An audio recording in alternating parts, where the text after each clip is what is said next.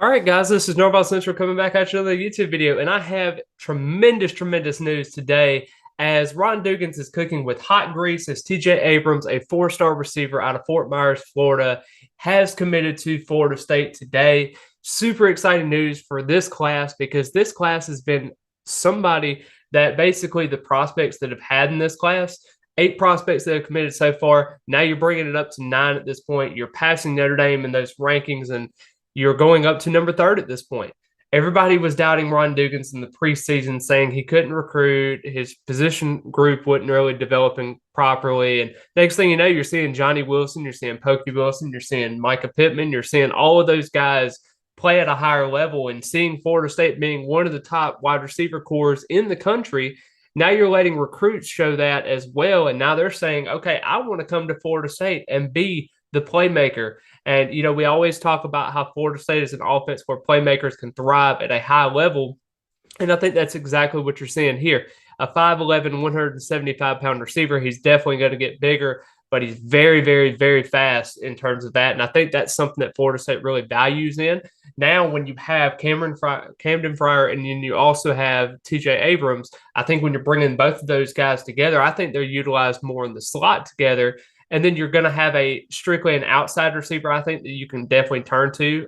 One with size, maybe a Chance Robinson, a four-star receiver out of St. Thomas Aquinas, I think can be kind of your guy that you can look forward to next.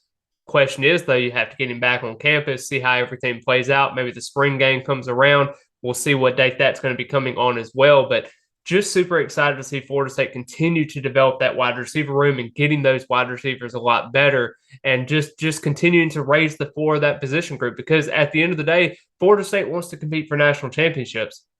The way you do it, you get 4-star receivers, 5-star receivers in your class. I think that's something that you can really point towards as progress for Florida State going forward in the future. And I think that's something you can really hang your hat on at this point. I mean, Abrams, when you look at him, he was visiting this past weekend, was talking about that Florida State was on top of his schools list. And at this point, he had dropped the top 8. Florida State was included into that.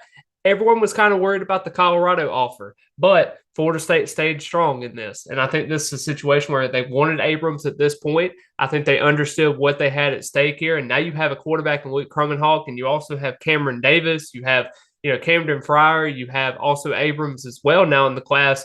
And you're starting to set an offensive foundation for this class. And now you're going to go after some offensive linemen pretty soon that you can think of that's going to be pretty good. Your defensive side of the ball is looking really nice so far.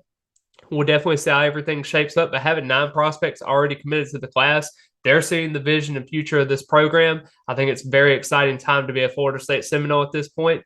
But I really appreciate all the love and support. Be sure to hit the like button before you leave. Let's try to get this video up to 60 likes if we can.